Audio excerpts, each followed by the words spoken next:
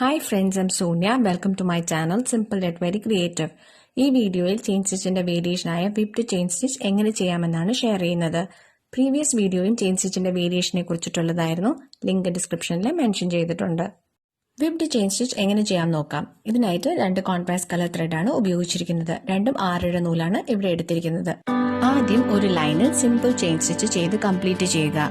Chain stitch ചെയ്യുന്നത് എങ്ങനെയെന്ന് മുൻപത്തെ ഒരു വീഡിയോയിൽ എക്സ്പ്ലെയിൻ ചെയ്തിട്ടുണ്ട്. അതിന്റെ ലിങ്ക് ഐ ബട്ടണിലും ഡിസ്ക്രിപ്ഷൻ ബോക്സിലും മെൻഷൻ ചെയ്തിട്ടുണ്ട്. കണ്ടിട്ടില്ലാത്തവർ കണ്ടു നോക്കുക.